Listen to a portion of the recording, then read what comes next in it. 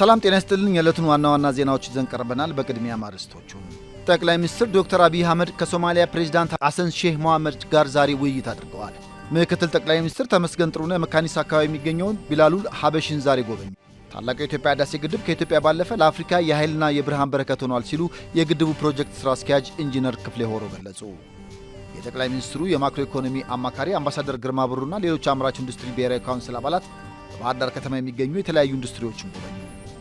የአባይ ተፋሰስ ሀገራትን በማግለል እኔ ብቻ ለወስንና ልጠቀም የሚለው የግብጽ የቅኝ ግዛት እሳቤ በዚህ ዘመን የማይሰራና በፍጹም ተቀባይነት የሌለው መሆኑን የውሃ ተመራማሪ ምሁራን ገለጹ። የሚሉት የዕለቱ ዜናዎቻችን ናቸው። ዜናዎቹን በዝርዝር እንመለከታለን። ከዜናዎቹ ጋር ሀብታሙ አክሊሉ ነኝ። አብራችሁን ቆዩ።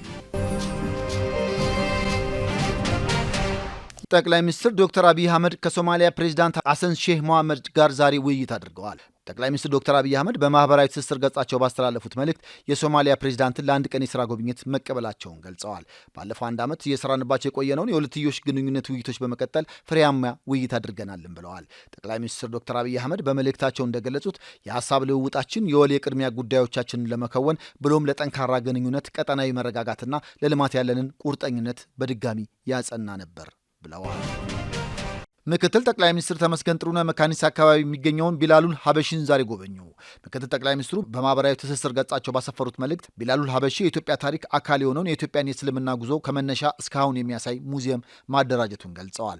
በኢትዮጵያ የእስልምና ታሪክን የሚዘክሩ ሙዚየሞች በጣት የሚቆጠሩ በመሆናቸው ይህ ሙዚየም ታላቅ ዋጋ ያለው ነው ብለዋል። በዚህ ሙዚየም ውስጥ ከመጀመሪያው ሂጅራ አንስቶ ያለው ታሪክ እንደሚታይ ጠቁመው ይህም ኢትዮጵያ የብዙ ሰሃባዎች ማረፊያ፣ የታላላቅ ሐሊሞች መገኛና የአስደናቂ እስላማዊ ቅርሶች መናኸሪያ እንደሆነች የሚያመላክት እንደሆነም ገልጸዋል። ተቋሙ ወጣቶችን በሙያ ሰልጥኖ ለስራ በማብቃት ችግረኞችን በመርዳት ጥናትና ምርምርን በመደገፍ ለወጣቶች ተስማሚ መዋያ በማዘጋጀት የሚያደርገው አስተዋጽኦ እጅግ ታላቅ ነው ሲሉም አድንቀዋል።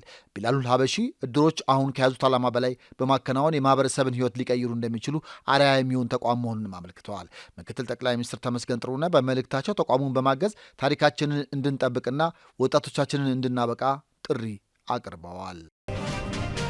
ታላቁ የኢትዮጵያ ህዳሴ ግድብ ከኢትዮጵያ ባለፈ ለአፍሪካ የኃይልና የብርሃን በረከት ሆኗል ሲሉ የግድቡ ፕሮጀክት ስራ አስኪያጅ ኢንጂነር ክፍሌ ሆሮ ገለጹ።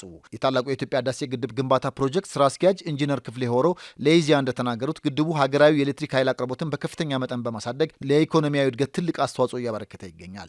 በዚህም ለሀገሪቱ ኢንዱስትሪ ኃይል እንዲያገኝ በማድረግ ለሀገር እድገት ትልቅ አስተዋጽኦ እንዳለውም ጠቁመዋል። ግድቡ የኢትዮጵያውያንና የአፍሪካውያን የይቻላል ህያው ምልክት መሆኑን የጠቀሱት ኢንጂነር ክፍሌ በረከቱ ከኢትዮጵያ ባሻገር ለቀጠናውና ለአፍሪካ መድረስ ጀምሯልም ብለዋል። ለጎረቤት ሀገራት ኃይል በማቅረብ ቀጠናዊ ትስስርን ይበልጥ እያጠናከረ መሆኑን ጠቅሰው በቀጣይም ለሌሎች የአፍሪካ ሀገራት የኤሌክትሪክ ኃይል ተደራሽ በማድረግ የብርሃን ምንጫቸው እንደሚሆኑም ጠቁመዋል።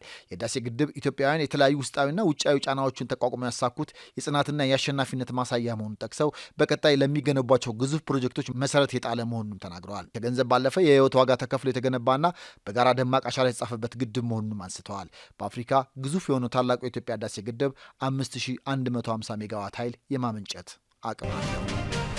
የጠቅላይ ሚኒስትሩ የማክሮ ኢኮኖሚ አማካሪ አምባሳደር ግርማ ብሩና ሌሎች የአምራች ኢንዱስትሪ ብሔራዊ ካውንስል አባላት በባህር ዳር ከተማ የሚገኙ የተለያዩ ኢንዱስትሪዎችን ጎበኙ። የካውንስሉ አባላት የመስክ ምልከታውን የጀመሩት የሙሌ የእንስሳት መኖ ፋብሪካን በመጎብኘት ሲሆን በቀጣይም በከተማው የሚገኙ ሌሎች ፋብሪካዎችን እንደሚጎበኙ ይጠበቃል። በዚህ ጉብኝት ላይ በርካታ የፌዴራልና የክልል ከፍተኛ የስራ ኃላፊዎች ተገኝተዋል። የመስክ ምልከታ ዋና ዓላማ የአምራች ኢንዱስትሪዎች ያሉበትን ነባራዊ ሁኔታ መቃኘትና እያጋጠሙ ለሚገኙ ችግሮች በቅንጅት መፍትሄ ለመስጠት መሆኑን ተጠቁመዋል። በመስክ ምልከታው ላይ ጠቅላይ ሚኒስትሩ የማክሮ ኢኮኖሚ አማካሪና የብሔራዊ ካውንስሉ ሰብሳቢ አምባሳደር ግርማ ብሩ፣ የአማራ ክልል ርዕሰ መስተዳድር አረጋ ከበደ፣ የኢንዱስትሪ ሚኒስትር መላኩ አለበል፣ የግብርና ሚኒስትር አዲሱ አረጋ እንዲሁም ሌሎች ከፍተኛ የስራ ኃላፊዎች ተገኝተዋል። የአባይ ተፋሰስ ሀገራትን በማግለል እኔ ብቻ ልወስንና ልጠቀም የሚለው የግብጽ የቅኝ ግዛት እሳቤ በዚህ ዘመን የማይሰራና በፍጹም ተቀባይነት የሌለው መሆኑን በሐዋሳ ዩኒቨርሲቲ የውሃ ተመራማሪ ምሁራን ገለጹ። በዩኒቨርሲቲው የቴክኖሎጂ ኢንስቲትዩት ሳይንቲፊክ ዳይሬክተርና የስምጥ ሸለቆ ጥናት ማዕከል የውሃ ገብ አካላት ተመራማሪ ዶክተር ምህረት ደናንቶ የአባይ ተፋሰስ ሀገራት ውሃውን በፍትሐዊነት የመጠቀም መብት ቢኖራቸውም በግብጽ በኩል ግን አባይን ከኔ በላይ የሚጠቀምና በውሃ ላይ የሚወስን ሀገር ሊኖር አይገባም የሚለው የቅኝ ግዛት እሳቤዋን ዛሬም ድረስ ቀጥላበታለች ብለዋል። ከ86 በመቶ በላይ የአባይ ምንጭ የሆነችው ኢትዮጵያም የተፈጥሮ ሀብቷን አልምታ የመጠቀም መብት እንዳላት እየታወቀ በግብጽ በኩል ግን የኢትዮጵያ መልማትና ተጠቃሚነት መኖር የለበትም የሚለው አቋሟ እንደቀጠለ መሆኑን ገልጸዋል። በአባይና ቀይ ባህር ላይ የኢትዮጵያን ተፈጥሯዊ የመልማትና የመጠቀም መብት ሊከለክል የሚችል ዓለም አቀፍ ሕግ ባለመኖሩ በዚሁ መሰረት ኢትዮጵያ የልማትና ተጠቃሚነት መብቷን ለማረጋገጥ እየሰራች መሆኑን አንስተዋል። በመሆኑም የግብጽ የኔ ብቻ ልጠቀም የሚለውና ሌሎችን የማግለል የቅኝ ግዛት ሀሳቤ በዚህ ዘመን የማይሰራና ተቀባይነት የሌለው መሆኑንም አስረድተዋል። በህዳሴ ግድብ ግንባታ ሂደት የግብጽ የማደናቀፍ ጥረትና ጫና ሳይሳካ ቀርቶ የግድቡ ግንባታ በስኬት በመጠናቀቁና የዲፕሎማሲ ኪሳራም ጭምር ስለገጠማት አሁንም የተለያዩ ማደናገሪያዎችን ይዛ ቀጥላለች ብለዋል። የኢትዮጵያን የተፈጥሮ ሀብት አልምቶ የመጠቀም እድል ለማሰናከል ግብጽ በተሳሳተ ስሌት የምታደርገው እንቅስቃሴ በዚህ ዘመን በፍጹም ተቀባይነት የሌለው መሆኑንም ምሁሩ ተናግረዋል። በመሆኑም የግብጽ ፖለቲከኞች ከማደናገሪያ ሀሳብ በመውጣት በቀናነት ለፍትሐዊ ልማትና የጋራ ተጠቃሚነት መዘጋጀት አለባቸውም ብለዋል።